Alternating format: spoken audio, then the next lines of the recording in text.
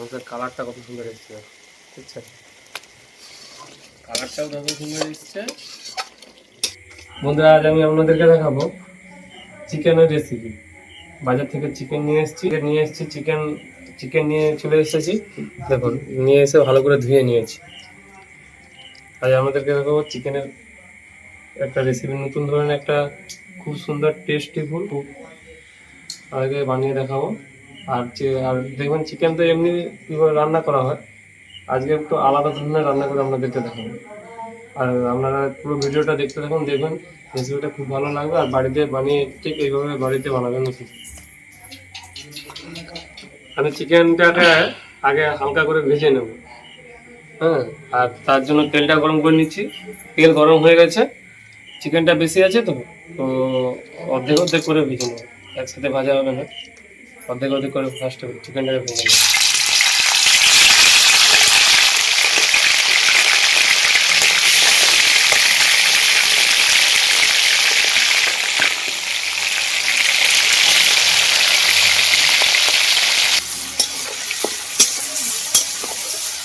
চিকেনটা প্রথমটা যখন ভেজে নেবেন কী হবে বলুন তো, আমাদের এমনি যখন মশলার সাথে চিকেনটা কী করে খান সেটা কী হয়, একটু নরম হয়।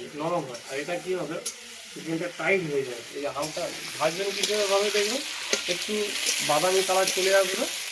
বাদামি কালার চলে এলে চিকেনটা দেখছেন হালকা বাদামি কালার চলে এসছে। এবার আমি এটাকে নামিয়ে নেব।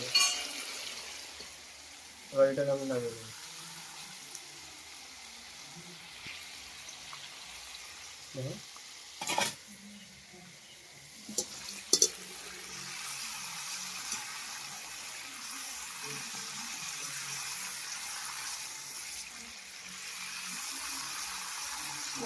বেশি আছে তো তার জন্য এটা একবারে ভাজা হয়নি, দুবার করে ভাজা হচ্ছে। আরেকবার ভেজে নিচ্ছে, বাকিগুলো এবার ভেজে নেবো আরেকবার। আপনারা এইভাবে দুবার ধরে ভেজে নেবেন।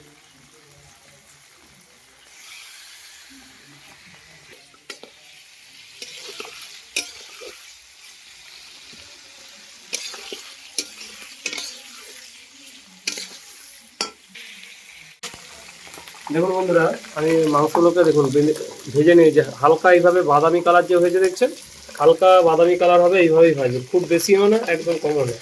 দেখুন আমি এবার মশলাতে কী কী নিয়েছি দেখুন বন্ধুরা। আমি দেখুন কিছু পেঁয়াজ কুচিয়ে নিয়েছি, কিছু পেঁয়াজ আমি 4 চৌকা করে কেটেছি, একটু বড় বড় রেখেছি। আপনারা এভাবে কাটবেন। কেন করেছি আপনাকে সেটা দেখাবো। রসুন বাটা, আদা বাটা, লঙ্কা বাটা, আর হচ্ছে টমেটো কুচানো, আর হচ্ছে কাঁচা লঙ্কা। এবার আমি আমি মাংস ভাজার তেলের মধ্যেই এবার পেঁয়াজ কুচানি দিয়ে দেবো।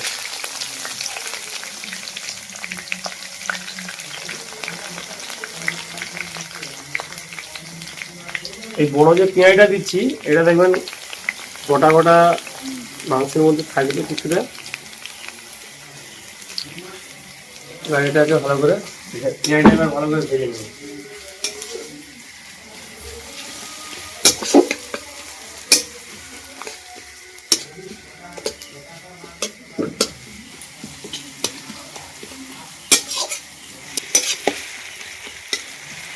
আগে তেলিয়ে ভেজে নেব, ভালো করে নাড়িয়ে নাড়িয়ে ভেজে নেব। এবার পেঁয়াজটা ভেজে নেব।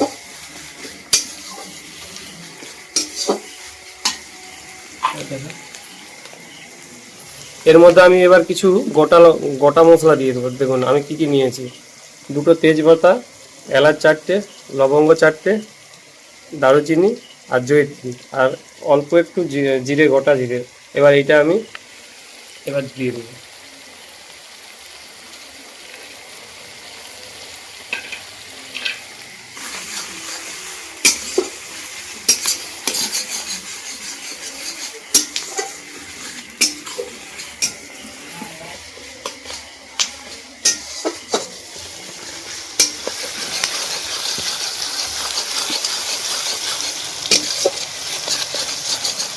পেঁয়াজটা এইভাবে ভাজা ভাজা হয়ে গেলে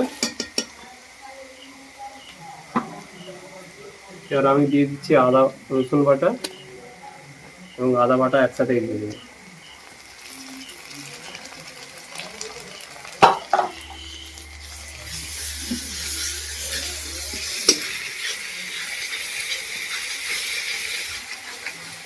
মশলাটা কিন্তু দেখুন, মশলাটা কিন্তু সম্পূর্ণ এই পাকের উপরেই হয়।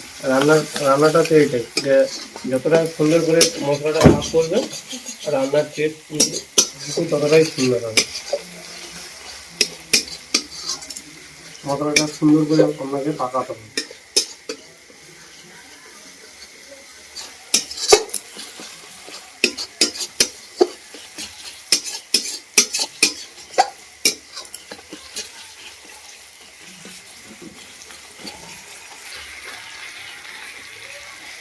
এই দেখুন আমি যে আদা আর রসুনটা দিয়েছিলাম ওর যে একটা কাঁচা গন্ধ থাকে ওটা চলে গেছে।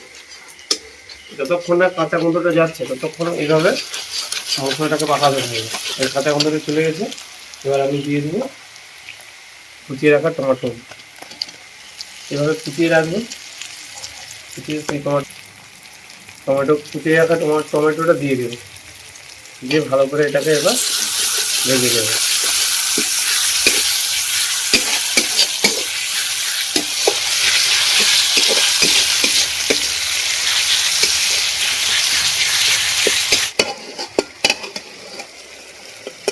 এবার আমি একটু ঢাকা দিয়ে দেবো, তাতে কি হবে টমেটো আর পেঁয়াজটা ভালো করে গলে যাবে। আমি একটু ঢাকা দিয়ে দেবো কিছুক্ষণ। আমি 2 মিনিটের মতো ঢাকা দিয়ে রেখেছিলাম। এবার ঢাকাটা দেখুন, ঢাকা দিয়ে দেওয়ার সাথে সাথে দেখুন মশলাটা কীভাবে গলে গেছে দেখতে। ঢাকাটা দেওয়ার কারণ মশলাটা ভালো করে গলে একদম সুন্দরভাবে সিদ্ধ হয়েছে।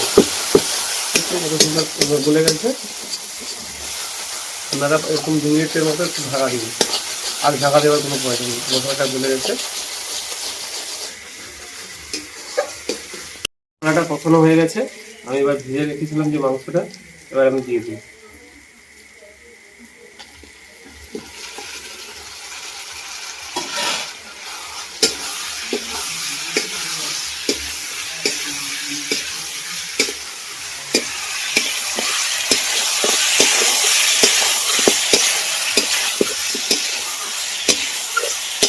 এটা একটা শুকনো লঙ্কাটা এবার আমি দিয়ে দেবো লঙ্কাটাতে।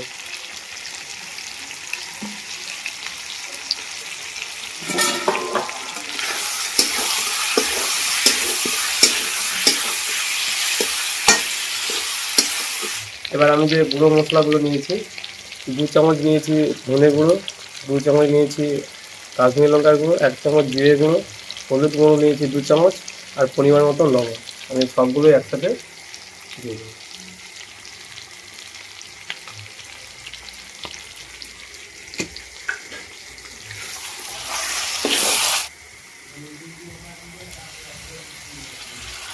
অল্প একটু মশলাটা দিয়ে দিলাম, গুঁড়ো লঙ্কা দিয়েছি তো একটু মশলা লঙ্কা দিয়ে ভালো করে এবারে মাখিয়ে নেব।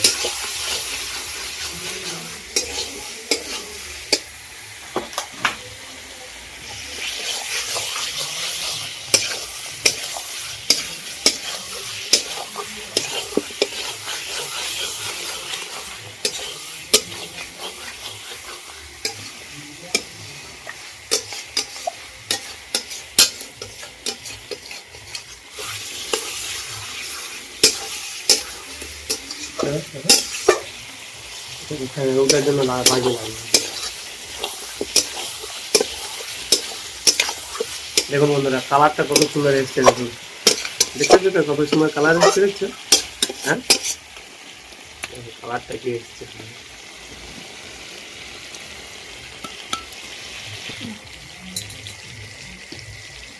এবার আমি 3টে কাঁচা লঙ্কা কেটে রেখেছিলাম, এর মধ্যে কাঁচা লঙ্কা 3টে দিয়ে দেবো। কাঁচা লঙ্কা দিয়ে ভালো করে আবার এটাকে মাখিয়ে নেব।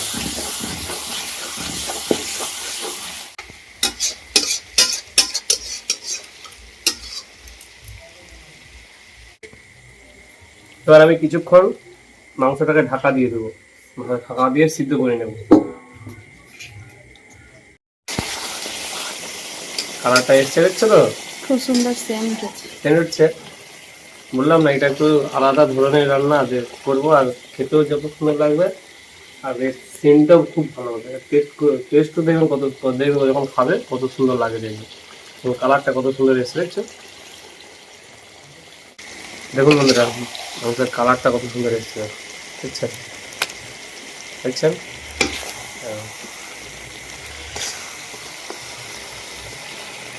দেখেছো কত সুন্দর হয়েছে, দেখছো?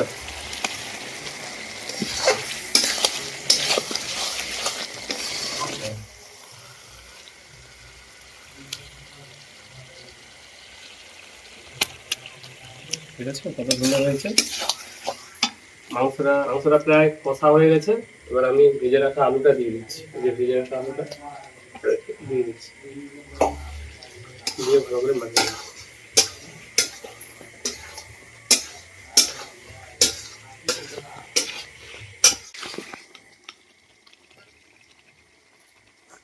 বন্ধুরা আমি এটা গরম জল দিচ্ছি, গরম করে রেখেছিলাম, আপনারাও গরম জল দেবেন। গরম জল দিলে ঝোলের টেস্টটা খুব ভালো হয়। গরম জলটা দিবেন আপনারা।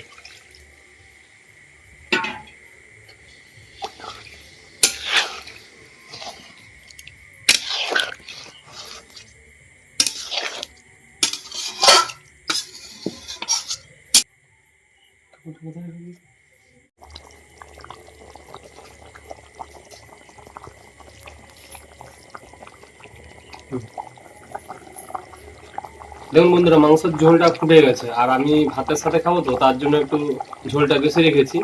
আর আপনারা যদি রুটি বা মুড়ির সাথে খান বা অন্য কিছুর সাথে খান তাহলে একটু ঝোলটা কম রাখতে হবে। ঝোল ফুটে গেছে, আমি এবার গরম মশলা দিয়ে নামিয়ে নেব।